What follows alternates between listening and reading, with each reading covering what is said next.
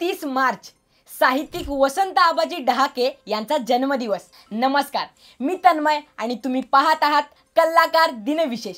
कादंबरीकार, कवी आणि समीक्षक असलेले वसंत आबाजी डहाके हे सर्व महाराष्ट्राला साहित्यिक म्हणून परिचयाचे असले तरी एक वेगळा छंद त्यांनी आयुष्यभर जपला आणि तो म्हणजे चित्रकलेचा। वसंत आबाजी डहाके यांचा जन्म विदर्भातला 30 मार्च 1942 रोजी त्यांचा जन्म झाला। साहित्य लेखनाचा त्यांचा प्रवास काव्य लेखनापासून सुरू झाला। त्यांची पहिली कविता सत्यकथा मासिकातून छापून आली। मात्र योगभ्रष्ट ही त्यांची दीर्घ कविता सत्यकथेच्या मे 1966च्या अंकात प्रसिद्ध झाली आणि त्या कवितेने त्यांना भरपूर प्रसिद्धी मिळवून दिली। योगभ्रष्ट, शुभ वर्तमान आणि शून्यशेप हे त्यांचे प्रसिद्ध झालेले कविता संग्रह। डहाके यांनी चिंतनात्मक असे ललित लेखन केले। यात्रा, अंतयात्रा या नावाने प्रकाशित झाले, तर त्यांच्या अधोलोक या कादंबरीलाही प्रसिद्धी मिळाली। जीवन विषयक ओळख आणि त्यातील मूल्यभाव उलगडून दाखवत वसंत आबाजी डहाके यांनी समीक्षा लेखन केले। कथा म्हणजे काय, कवितेविषयी समकालीन साहित्य हे त्यांचे समीक्षात्मक ग्रंथ। योगभ्रष्ट या संग्रहाचा इंग्रजी अनुवाद सुद्धा the terrorist of the spirit प्रकाशित झाला आहे।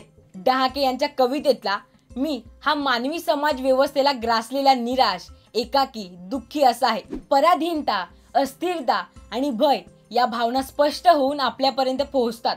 असा हा त्यांचा मी अजूनही लोकांच्या मनात रुजलेला आहे। त्यांची कविता ही थोडीशी गंभीर, तत्वज्ञानाशी जवळीक साधणारी आहे। 2009 मध्ये त्यांना त्यांच्या चित्रलिपी संग्रहासाठी साहित्य अकादमी पुरस्काराने सन्मानित करण्यात आले।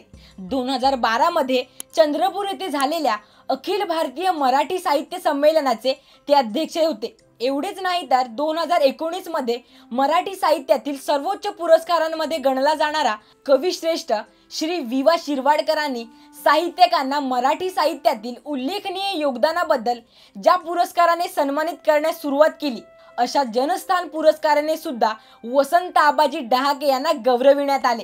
कशी वाटली ही विशेष माहिती? आवडली असेल तर लाईक करा, जास्तीत जास्त लोकांसोबत शेअर करा आणि असेच वेगवेगळे दिनविशेष बघण्यासाठी आपल्या कलाकार YouTube चॅनलला सबस्क्राईब करा। इंस्टाग्राम, फेसबुक पेजला फॉलो करा आणि बघत रहा कलाकार दिनविशेष।